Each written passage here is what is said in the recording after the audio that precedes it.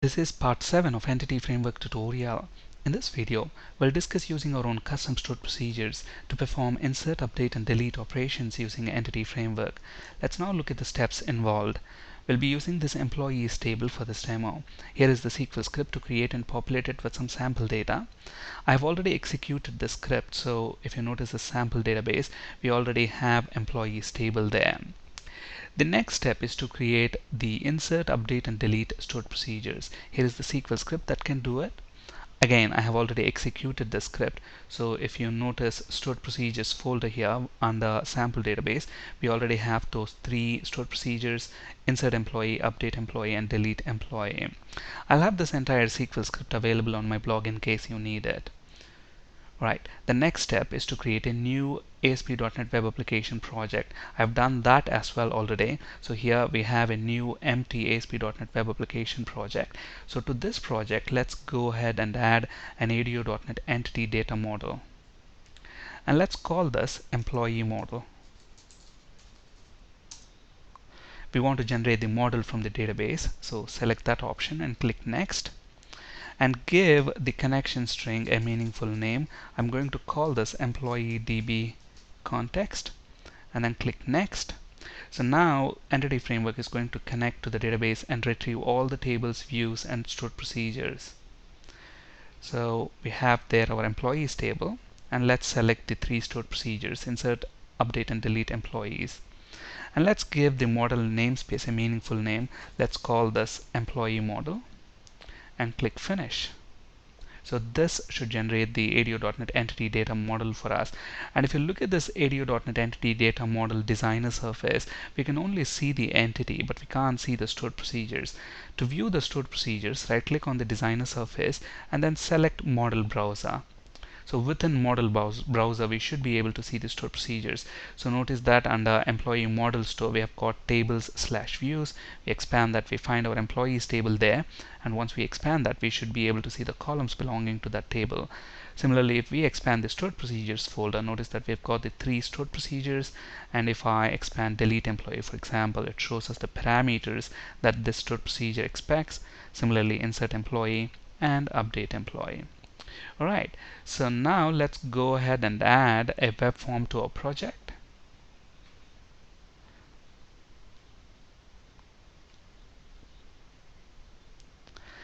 And let's set the style attribute here. Let's set style font family to Arial.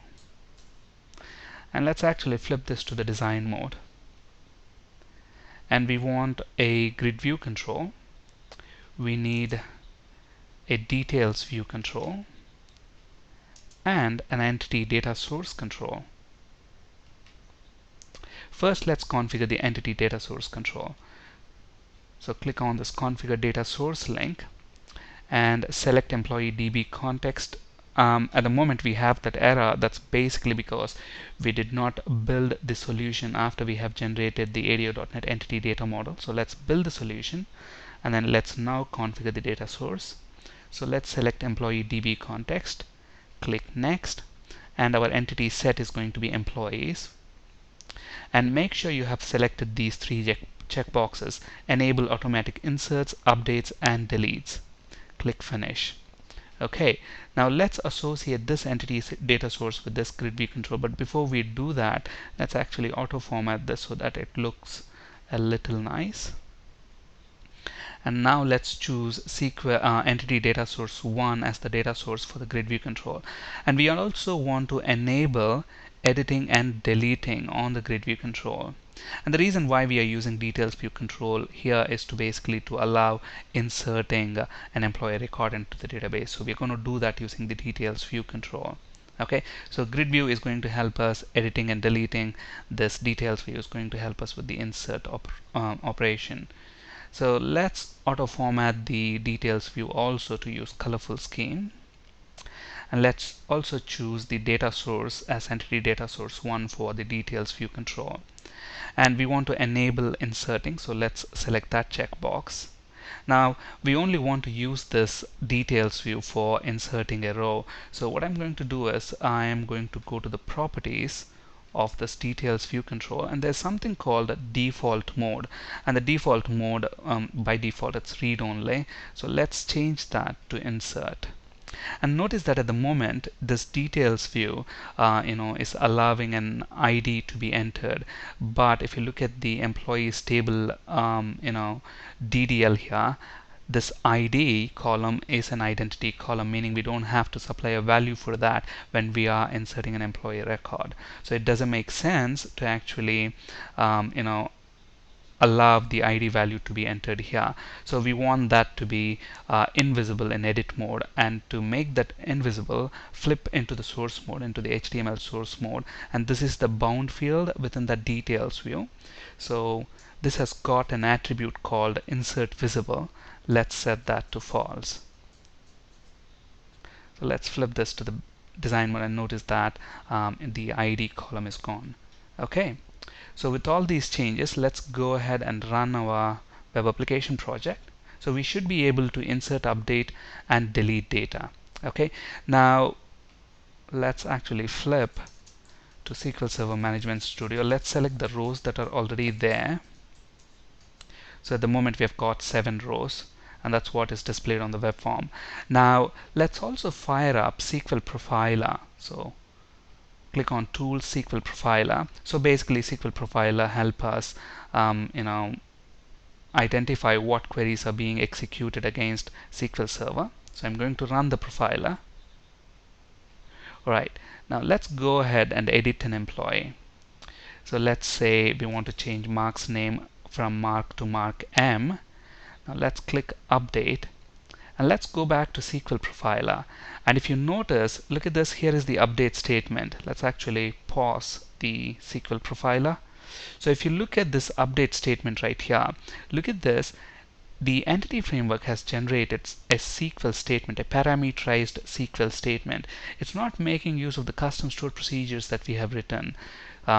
Okay, so by default, entity framework is going to use the auto-generated SQL statements. Okay, if we want to tell the entity framework to use the stored procedures, we have to map them to the employee entity. We'll do that in just a bit.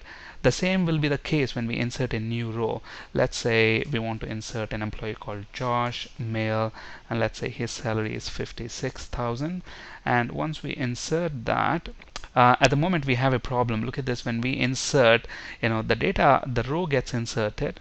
So if we execute this, look at that, Josh record is inserted here, but then it's not displayed within the grid view control. That's basically because we need to rebind the data to the grid view control. And the easiest way to do that is obviously as soon as we insert a row using this details view control, that's when we want to refresh this grid view control. So I'm going to go to the properties of the grid details view, and then if we navigate to the events tab there, as soon as item is inserted, so let's generate the event handler for item inserted event, and all we are going to do here is invoke the data bind method of the grid view control. So let's run it once more, and then let's actually insert another row.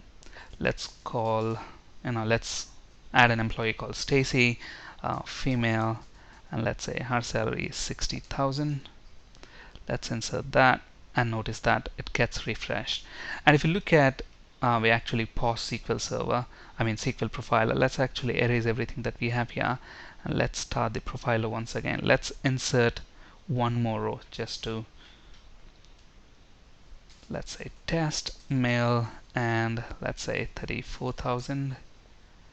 Let's insert that. Now if we go back to the profiler, let's pause it, and if you look at this again, look at that, it's using the dynamically generated SQL, that is the parameterized query. It's not using our stored procedures. Let's see how to map our custom stored procedures to employee entity. It's very simple to do. All we need to do is go on to the ADO.NET Entity Model Designer surface, right click on the entity, and then you have an option there to map stored procedures. So select that, and then here, look at this, you have the option to select your insert function, update function, and delete function. Notice that it doesn't say stored procedures here, basically because in .NET terms, a stored procedure is essentially like a function, right? So once it is brought into .NET ADO.NET Entity Data Model, we call them as functions. So select your insert function. That's going to be insert employee. So once we select that, notice that here we have the parameters for insert employee stored procedures, and here we have the properties. So name property of the employee entity should be mapped with name parameter of the insert employee stored procedure. Okay, the same is the case for gender and salary. Let's select the update function, in this case update employee, and again notice that the mapping is done for us automatically. And finally we need to do the mapping for delete. So let's select delete employee. Delete stored procedure has got only one parameter, that's ID. Alright, so with this change, let's go ahead and run our web application project. Let's clear out everything that we have.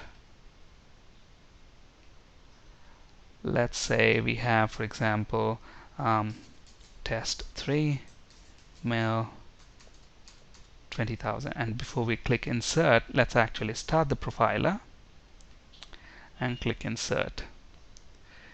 And if we go back to the profiler, we should have, look at that, a call to insert employee is made. So insert employee, look at that, the values for the parameters are passed: name, gender, and salary. On the other hand, for example, if you update an employee, let's say we are changing John to John 1, male to female, and maybe 80,000 to maybe 90,000. And let's actually erase everything, run the profiler, and click update. Now look at that, update employee.